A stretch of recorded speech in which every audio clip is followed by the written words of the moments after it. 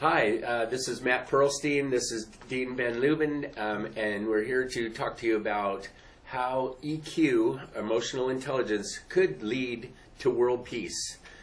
For me personally, I've been working on this for 30-some years, and recently met Dean, and we decided to link up and put our resources together because he has done some amazing things with emotional intelligence in other countries, and starting in this country as well. And so we wanted to share with you some of the things that are possible and some of the things that are actually happening. So here goes. Let's start out by saying that this is not a new idea. The idea of creating peace through emotional intelligence has been around, well, for 16 centuries. It starts with Lao Tzu, the Chinese philosopher, back in the 6th century, wrote the following: if there is to be peace in the world, there must be peace in the universe, in the nations. If there is to be peace in the nations, there must be peace in the cities. If there is to be peace in the cities, there must be peace between neighbors. If there is to be peace between neighbors, there must be peace in the home. If there is to be peace in the home, there must be peace in the heart. You know, suicides are up, violence is up, mass murders are way up, depression and dissatisfaction are up, there's abuse and violence and mental health problems and physical health, and crime is going, there's a lot of bad things happening, as you know, I'm sure you know. And empathy and compassion and understanding for one another is down. We're hiding, we're scared, we're disconnected, and our tolerance for each other is down. And there's a lot of tension going on. And we feel like we can do something about that. Our more challenging physical world creates additional stress. So our world today is more difficult in a way than it has been in the past.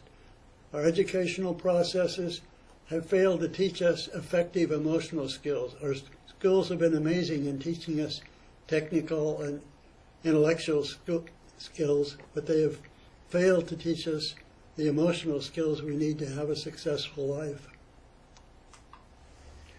To remedy this problem and to protect our very survival requires a new way of thinking. Education is the key. We need to learn the skills that are necessary to make effective emotional choices in our life. Emotional literacy is an understanding of our emotions and how to deal with them effectively. Once we do this, we actually outpicture a new and better, a much more positive life. So the way this works is that we have two sides of our brain, right? You have the left hemisphere and the right hemisphere. Our left hemisphere is the logical, reasoning, thought-centered, knowledge-based, everything's in line, right? We keep things in line, and that's the left side of our brain is alignment. Our right side of our brain, however, is where all of our senses are, our passion, our feelings, our touch, our smell, our taste is all on the right side. And what we're saying is that what we found is that education is predominantly left brain focused. We're looking at, they're teaching us knowledge, right? Reading, writing, arithmetic, great stuff. Knowledge, good for getting a good job, right? However, they are not necessarily teaching so much on the right side. And as you know, like when there's budget cuts and things go sour, the right brain stuff, drama, art, PE, all the right brain stuff goes first. And it's very unfortunate. And it's not working very well. It's not working very well. So we're real good on the left brain side and not so good on the right brain side. We got our thoughts we know about. Our feelings, not so much. The good news is that there are solutions to this problem. Our ignorance about emotional education can be overcome by learning new concepts and new principles in our educational system. Darkness can be overcome by light. So People, and what we're finding with study after study, research and research papers, and now scholars are focusing on this subject. The growth is astounding, actually. We're finding that people with more positive outlook, with more ability to handle their emotions, with more ability to handle their right brain and what's their creativity that's going on inside of them, make more money. They have better relationships. They increase quality of life. They have less diseases. They even enjoy their work. Enjoy your work life. And they actually have found, you ready for this, that people live 7 to 20 years longer. It's 20 years longer. Sometimes it's as much as difference as smoking. This new awareness is called many things: wellness psychology, positive psychology, emotional intelligence, mindfulness, character building, new age consciousness, soft skills, people skills, and social education. They're doing some studies. Here's one of the studies that Kaiser Hospital did. It was one of the groundbreaking studies. Is they found that people that have had ACE, it's called the ACE study, ACE, adverse childhood experiences, when things have happened emotionally for people in their childhood, like divorce, violence in the home, alcoholism, one of the parents in prison, that kind of thing. There's 10 of them in this study. They did of 170,000 people, and they found a direct correlation between trauma and pain that people have had in their childhood and physical ailments, big physical ailments like heart disease and COPD and heart attacks and et cetera, et cetera. They found a direct relationship between how many bad things happen to you as a child and how many bad things are happening to you physically as an adult. So what that means is that our emotions affect us in a very cellular level, in a very deep level, and we can get around that with some education as well. So education is the key.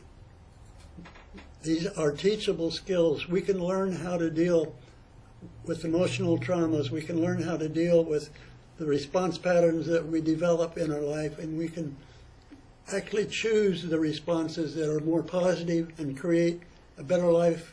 For example, it's like learning to quit smoking and receiving the values from learning to quit smoking. So if we can make these changes, we actually enhance our life values. It's an enriched, positive life that we live that most other people don't obtain just because they have not learned the skills and how to deal with it. It's basically self-confidence, personal empowerment, better quality of life. We can't not think, and we can't not feel. You could try.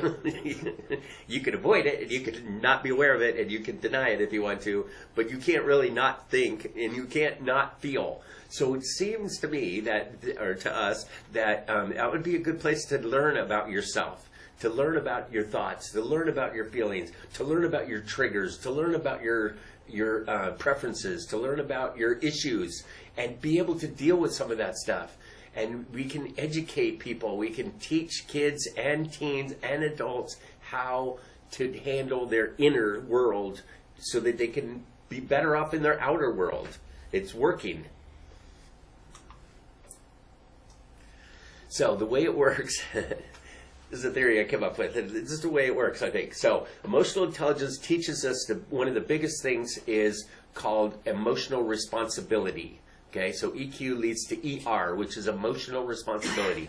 We are in charge of our feelings. We are in charge of our heart and our mind and our feelings. And our thoughts and our feelings are ours. We make them, we create them, we can manage them, we can deal with them, we can and we got to, actually. We can and we got to at the same time. So that's the responsibility part. If we can take that leap to where we can say, those are my feelings and my thoughts. You didn't make me angry. You didn't hurt my feelings. I did that. In fact, more specifically, my thoughts, my angry thoughts made me angry. You didn't make me angry. I had thoughts. My thoughts led to my feelings, and now I'm pissed, right? But you have very little to do with that. I have so much control over that. And that's a beautiful thing. That puts me in control of my life. It changes everything for people. And if you can teach kids that, they're like, oh, right? It's tough at first sometimes because you want to blame and whine and that sort of thing. But if you can get this concept of emotional responsibility, it changes everything. And being able to teach kids in school is just a beautiful thing to watch them to go, oh, yeah, I see. Yeah, I guess I did get angry. And then, I stopped being angry. That kind of thing. So I can do this. So EQ leads to emotional responsibility. Emotional responsibility, if you want to have good thoughts and good feelings, you got to take care of your stuff. You got to be personally responsible. You got to do decent grades. You got to not get along with people. You got to brush your teeth or else it hurts, right? There's a bunch of things that we need to do to be personally responsible for ourselves in order to be emotionally responsible. So emotional responsibility leads to personal responsibility is what we're finding. This is in the lower levels of this. What's then happens if we want to be responsible for our lives, we got to get along well with others. We want to have some friends. We want to have some family. We want some love in our lives. We make some social responsibility. So personal responsibility leads to social responsibility. And that is kind of a natural thing as we're teaching people how to do this. You just watch and see what happens. And people don't get meaner. People get nicer. People don't get less loving. They get more loving as you understand what's happening and how cool that is and how you can create that. So personal responsibility leads to social responsibility. Social responsibility, we're hoping if enough people learn this, will lead to social reform and someday world peace. And it's a theory, and there's a number of organizations working on this very same theory. If we can start with inner peace, that is what is going to create outer peace. I don't know if that's a new word we came up with, outer peace. You want to say something about that? Well, I would like to add that whether we get upset or not get upset, whether we're happy or unhappy, is always a personal choice, and we make that choice according to what we believe. We believe we should get angry. That we get angry because we believe that we should get angry. It's not because of what happened, it's because how we feel we should react to what happened. Good point. And we have control over that. That's the cool part. We have control over that. And we have a lot of control over that. There are a lot of things in our lives that we don't have that much control over. But some of this is some really good news. Some of this we have a lot of control over. And that, to me, is wonderful news. Some of the best news I've heard ever. That's why we're sitting here jumping up and down about that. It's a big deal. So there's actually an art to emotional intelligence. It's not a science. There is a science base to it. We basically are programmed with reactions that we learn to respond with our emotions in certain ways, but we can teach new responses, new patterns, that we're not bound by what our nature. One story I like to tell is that if a rock rolls out in the road and I'm walking along the road, my natural reaction might be to kick it and get it out of the way. But if I learn that the pain in my foot is not appropriate and I don't want to do that again, the next time a rock rolls out in the road, I won't do that. I'll change my response pattern. So we know we can change our responses. Our emotional skills are basically based in science. We have these natural feelings, these natural abilities, but we have a choice to make about them and how we want our life to be and how we want to respond. And how we respond is the art of our own personal life. In other words, think of yourself as an artist, and your life is the most important art that you can possibly create. And you have a choice and a power to create whatever you want, whatever picture you want your life to be. It's a beautiful thing. And it is very creative. brought that up earlier, that you could be your own piece of art, and I started thinking about that earlier today, and it's really a beautiful thing. Really gives you a lot of creativity. So 3 basic steps. Simple, simple, simple. Sometimes not easy, but simple, simple steps. 1, awareness. You can't do anything until we're aware. So first thing is open your eyes. You do actually have thoughts, and you do actually have feelings, whether you like it or not. Yes, even you guys, we even have feelings. We also have feelings, and they're there. And our thoughts and our feelings become our behaviors. So please be aware of your thoughts. Be aware of your feelings, and notice them, and know that they're there, and that they're a real thing. It's a real thing, and it's not going anywhere. So it's something good to learn about. You want to jump in? No. Okay. Second, super critical step, only takes a half a second, or you can fight it for the rest of your life, is called acceptance. Okay? We have thoughts and we have feelings, and that's okay with me. Not, I'm feeling this way and it's not okay. I don't feel this way. That's bad. That's weak. That's lowly. That's, all these judgments we have about what we're feeling. How about, yeah. Okay, I see. All right, yeah. I see the thought that happened. I always kick that rock, so I kick the rock again, and I'm like, and now I'm mad because I kicked the rock, and now my foot hurts again, and I can accept that I just did that out of habit, or I can accept that I didn't make a conscious choice in that case. I was just doing what I was doing and not really thinking. So it's accepting ourselves that gives us the power to change. So awareness first, then acceptance, and then action. And the action is, you can take some positive action and do something different, or not. A lot of times, no action is a good action, especially when it comes to emotions a fair amount of times. No action's a good action. It's a real action. Don't do anything. Especially when it comes to kicking rocks. Yeah, right, yeah. Or keep your mouth shut sometimes when they have something to say. So action, awareness, acceptance, and then conscious action. If you're feeling something and you're thinking something, decide how you want to deal with it. Decide how you want your life to be. Be mindful. Be thoughtful. Be conscious.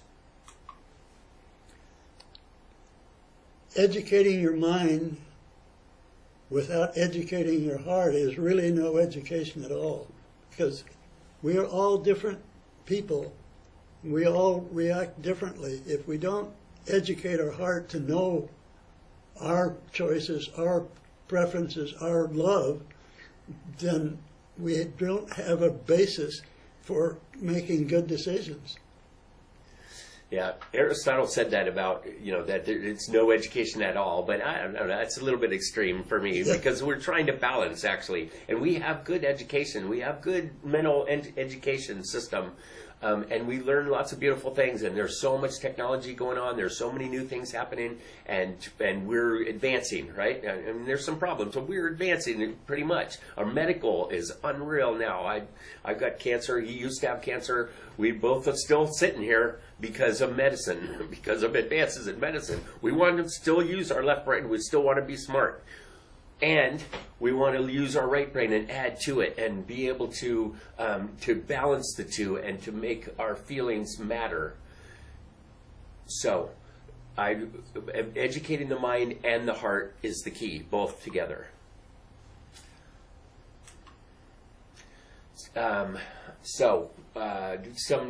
me give you some evidence. We were talking about science, the science to EQ. Here's some evidence. Another huge study that was done in the United States. There was 200 school systems have brought on SEL, which is social emotional learning. That's what EQ is called. Emotional intelligence is called in academia. It's called social emotional learning, especially with kids. So these schools have been doing this for a while, and they have taken on, as a district-wide initiative to add SEL training, to add right brain training to our left brain knowledge. Very cool thing. This is a study that was done after 5 years of them having this. 270,000 kids were in these school districts. And what they're measuring is some things like, now that they've been teaching them SEL for a while, they found that they had increased pro-social behaviors. What that means is people are nicer. The kids are nicer. They're more engaged. They're politer to the teachers. They show up for class. They're decent to each other. They help each other out. They increase their pro-social behaviors, and they decrease their antisocial behaviors like fighting and weapons and drugs and all that stuff. It's all the good stuff went up, the bad stuff went down, and then that's all right brain. That's all behavioral. But the thing that shocked everybody with this study is that the left brain, which is our standardized scoring that we do in schools, that's the big deal is all testing, right? Well, the test scores for these kids went up 11%. 11%. That's significant. And what that means is that our right brain, our emotions, learning about our emotions actually helped our intellect.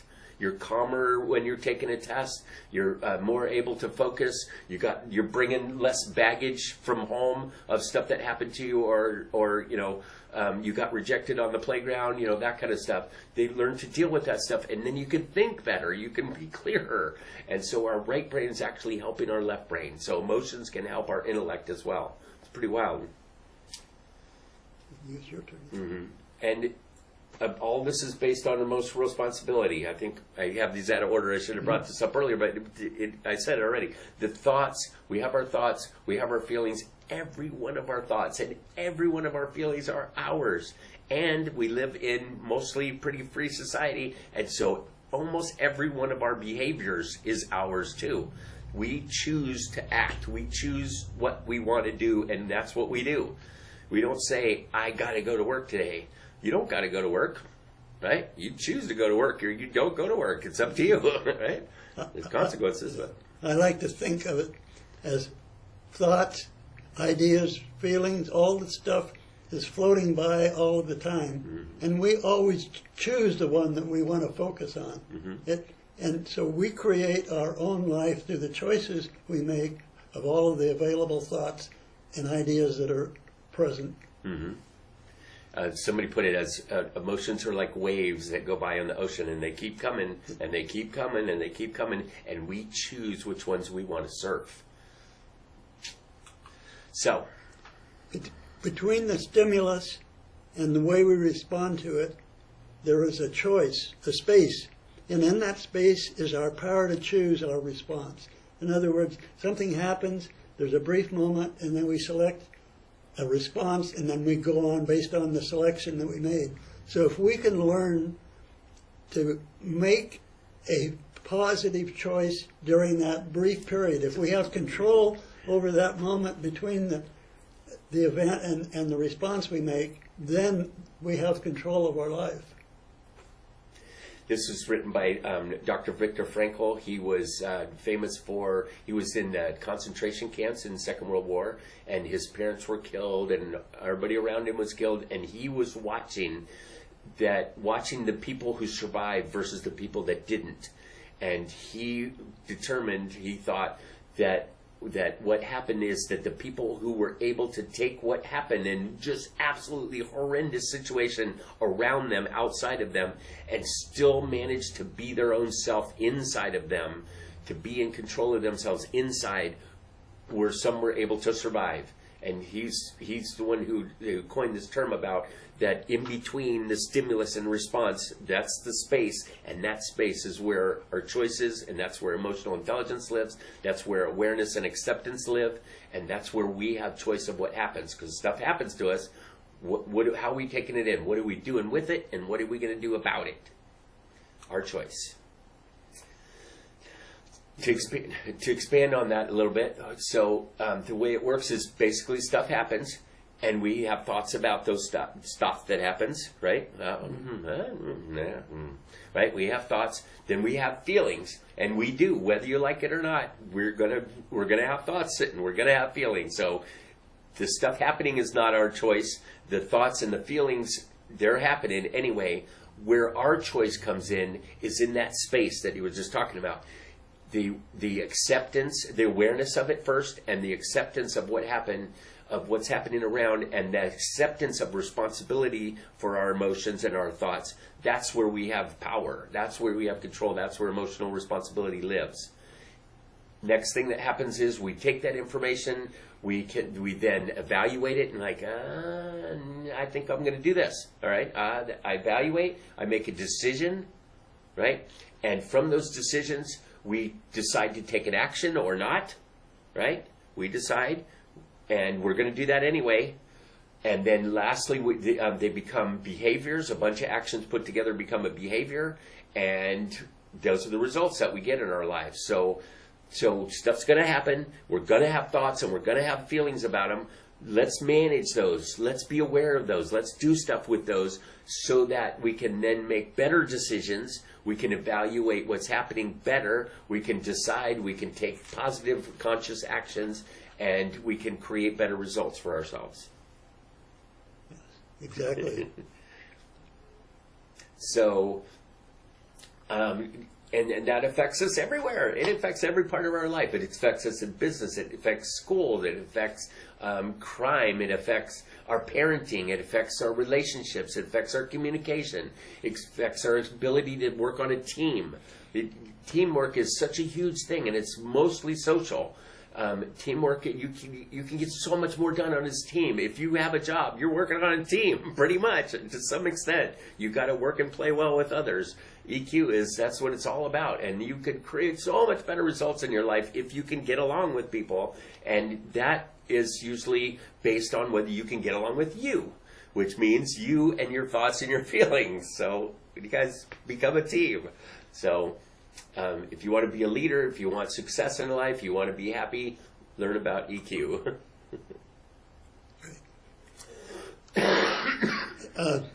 We teach programs in emotional Yes, you do. intelligence education in the Asian area. Primarily, our main program that we're running right now is in Nepal. And we've been doing this for the last more than 10 years. And we've graduated over 7,000 students from the program. And the students have amazing results.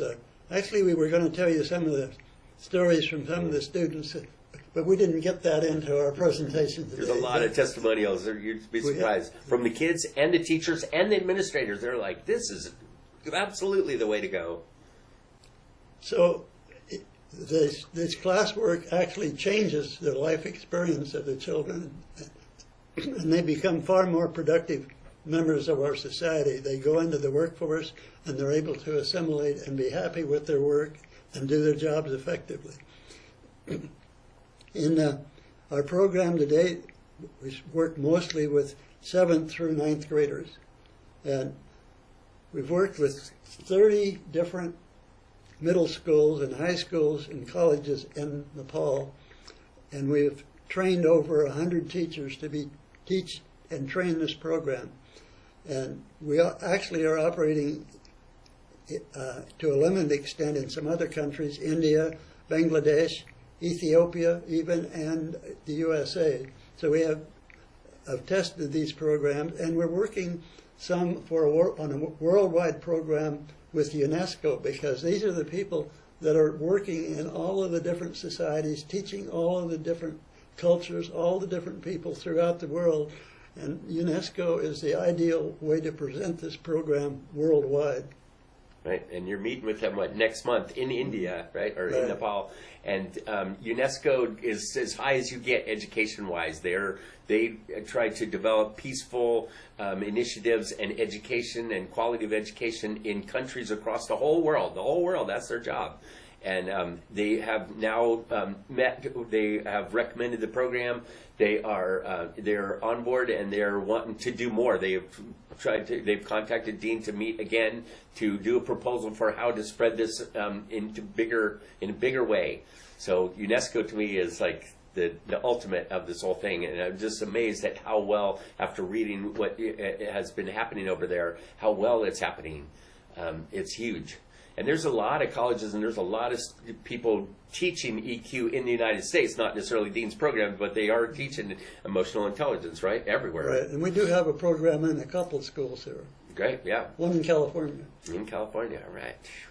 So yeah, it's working, and a lot of evidence, a lot of testimonials, a lot of test scores. They give test scores at the beginning, at the end, to show that people, with IQ, with intellectual intelligence, you know, it's your IQ. They tell your IQ at what as a little kid, and it doesn't change much over your life. But EQ, on the other hand, you could change a lot. You could dramatic changes in EQ in a pretty short amount of time, pretty darn inexpensively. It's amazing how little it takes to teach people EQ, because the concepts are pretty simple. They're really simple. They're not easy. Sometimes they're not easy. Sometimes it's painful, and sometimes it's tough. And it starts with awareness. We learn to recognize the ineffective choices that we make, and then we learn how to change those choices to more effective choices so that we don't have the problems. If we go around and, well, let's take the example of being a bully. After a while, we figure out there's some real negative effects to being a bully, and you're going to lose a lot of friends, you're going to be in trouble with the law, and your life is going to be highly impacted just by the fact that you have this tendency to mistreat other people. Mm-hmm. So what's next? Okay, now what? We're starting a worldwide movement, and we've been working on it with that goal for this last 10 years since the program started in Nepal. Actually, we did a pilot program here in a high school in the United States and knew this program worked before we took it overseas. We talked about UNESCO being interested in the program in Nepal and worldwide. We want to work closely with them because their concepts, they have an awareness of this work, and they're starting it on their own, and we can develop programs that we can add to their agenda.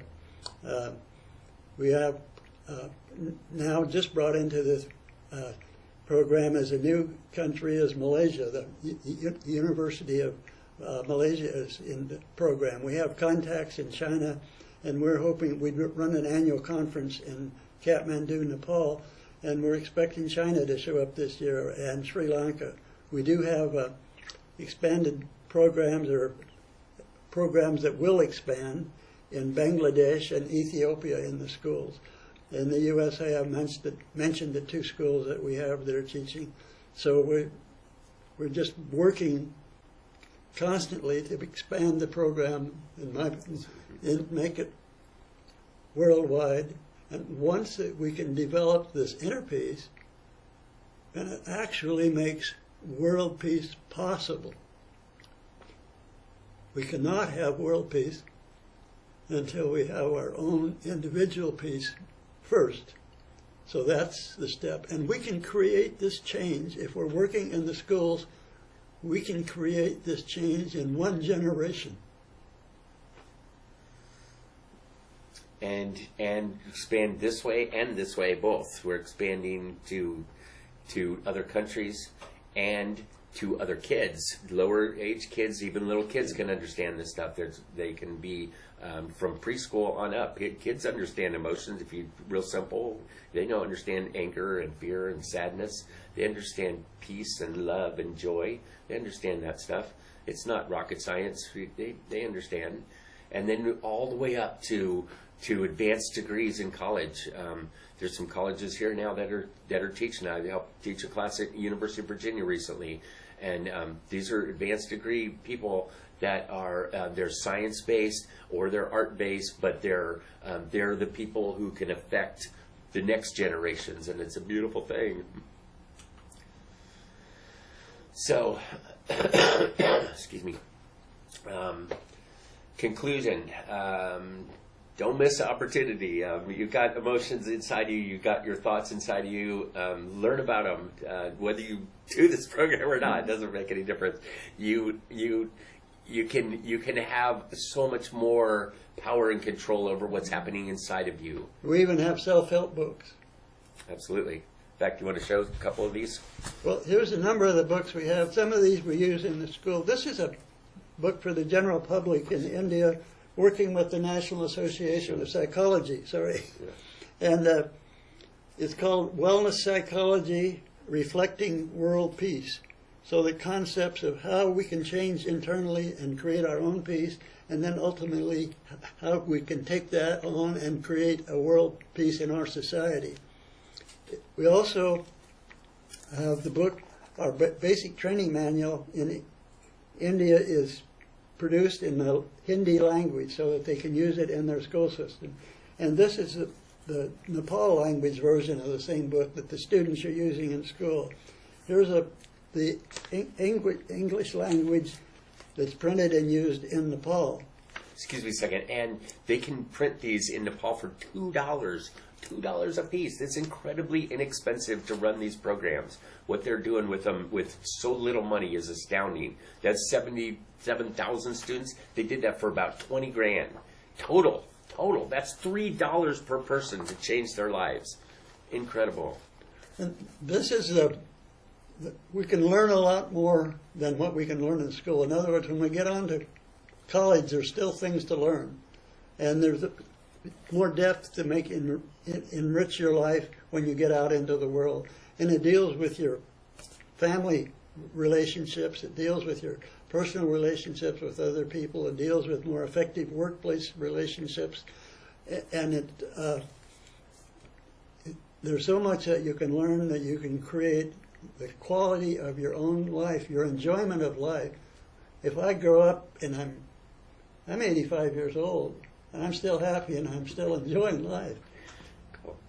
It's really easy to get down on life if we don't understand and are able to use these skills effectively and choose happiness for ourselves. We need to learn that it's a choice that we're making, and all choices are available to us. And often if we recognize that we're making negative, unhealthy choices, all we have to do is say, okay, what do I need to learn to change? And once we start the process of change and create the awareness, it's amazing how our life just blossoms. Mm-hmm. And one of the things I was impressed with these books, Dean wrote all of these, by the way, is that it's not just some esoteric theories. This is how to deal with your emotions, how to handle your emotional history, which means how to deal with your trauma from your childhood. Check that out. And ever read a book on how to deal with that trauma from your childhood? How to deal with your belief systems, your thoughts and your feelings that are behind all this stuff. What do you do with that? How do you choose? And how do you choose wisely? It's just the steps are, again, very simple. It's not rocket science, but they're as profound as you can get and life-changing as you can get. A lot of the problems we have is basically disagreement and dissonance in our own beliefs. We hold conflicting beliefs about things that are closely related. So if we can learn to correct the differences in our belief system that's causing the trauma, I call it harmonizing our belief system. Mm-hmm. And that's a huge and important step in creating happiness in your own life. And I believe that this information has not been available before. I don't think our parents taught us because they didn't know. I don't think they were mean. I think they didn't know, and so they didn't teach us. And the generations before us, they don't have it in school because they didn't know. Now we know. And really, I think it's our responsibility, and I feel strongly about this, so does Dean, that this is our responsibility to carry on this message, to spread it out to the world. I think it's our job as people who know EQ to teach other people who don't. And it's simple stuff. It's easy stuff, but it's not easy. Sorry, but somebody's got to spread it. Somebody's got to say it. It's not if it's not taught in school. We still need to teach it. At least our kids. At the very least, right? As parents, we at least got to teach our kids how to deal with their own emotions. And if you don't know how to deal with your own emotions first, Mom and Dad, find out. Figure it out. You can teach them. And I might add, if you don't teach them, living with a teenager can be quite difficult. Understatement. Some people come to me and talk about their problems with their children. And I feel like saying to them, and they say, can you fix my child's problem? We need life to be better. And I say, well, you've spent 15 years messing them up, and you expect me to fix them in a week? It's going to take a little more work. Yeah. But it's worth it. It's Yeah. worth it. It's worth the struggle. So we'd like you to join us in creating an enlightened social structure, moving the world toward world peace. I think if we can have peace inside of us, we can spread it. If we don't, we can't. You can contact us, and our contact information is on the screen. We have websites up. We have work on Facebook, so you can find our information on Facebook. You can contact us directly by email or even by telephone. We love to talk about our story. Yeah. We do. So thanks for joining us. We encourage you to learn about yourself and to share that information with other people. We look forward to having some additional soldiers on the fight toward not fighting. It's kind of a weird way to put it, but you know what I mean. Just to have everybody going in the same direction so that we can have a social constructs and world peace someday. Thank you. Thank you.